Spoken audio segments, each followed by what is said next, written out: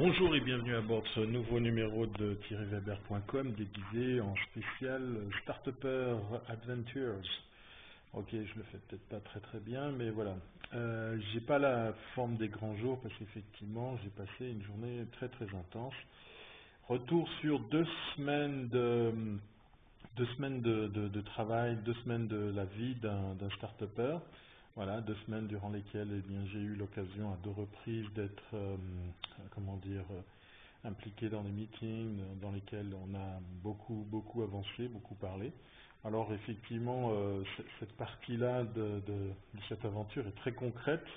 Pour la petite histoire, en fait, pour ceux qui ne l'avaient pas suivi, je suis, comment dire, incubé. Je vous rassure, ça fait pas mal du tout. Et je me vois donc accompagné et coaché par la structure de The Arc en Valais.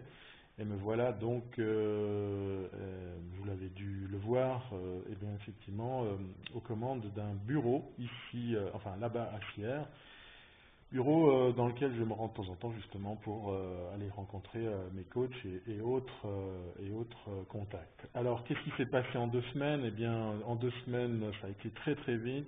On est dans une ligne droite qui est très concrète pour moi et qui est très plaisante pour moi, puisque c'est la définition de service, la définition du produit. Dans le cas précis, la partie développement avance à grands pas, puisqu'effectivement, je ne sais pas si je l'ai déjà dit, l'outil est quasiment prêt en version 1.0. On fait du fine-tuning par rapport à justement les fonctionnalités qu'on veut lui donner dans cette 1.0.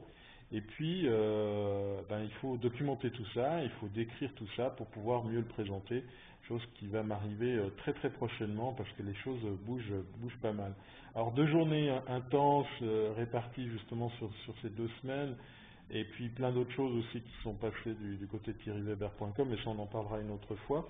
Alors qu'est-ce qui s'est passé? Effectivement, la partie logicielle est encore plus affinée, encore plus précise. C'est assez intéressant de voir à quelle vitesse ça peut aller. En tout cas, dans le cas, là, pour moi, c'est vraiment, comment dire, très plaisant.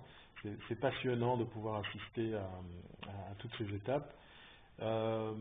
C'est aussi assez, comment dire, grisant de voir avec quel intérêt tout ce petit monde se met en place autour. Ça me fait d'ailleurs penser à une petite parenthèse que je peux faire, c'est d'avoir passé le temps du déjeuner avec Ralph Rimet de Secu4, la Blue Watchdog. Donc, si jamais vous n'en avez pas, dépêchez-vous d'aller en acheter. C'est assez dingue de voir des personnes qui sont passées par là et qui ressentent la même chose. On est peut-être quelques-uns à avoir ce feeling et ça fait plaisir de temps en temps de se retrouver. Alors voilà, donc du coup c'était une petite pause déjeuner pleine d'idées, pleine d'envie, parce qu'effectivement dans le cas précis, que ce soit dans la tête de Ralph ou moi, les idées continuent à foisonner. Mon retour alors sur l'aventure Startupper. Alors le thème, comme je vous l'ai dit, c'était le descriptif de service, mais c'est aussi maintenant temps de quand même penser à décrire ça de façon, je dirais, un peu plus marketing parlant.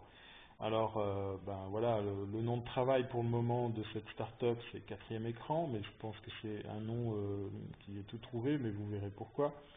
Euh, Maintenant, il faut documenter de façon pratique et intéressante pour faire des approches marketing avec cet outil. Et puis aussi, comment dire, profiter des contacts, parce que contacts il y a, soit au niveau de futurs clients, soit au niveau de clients existants, et soit au niveau des partenaires. Donc quelques petits balades et autres voyages en vue, je pense, d'ici la rentrée.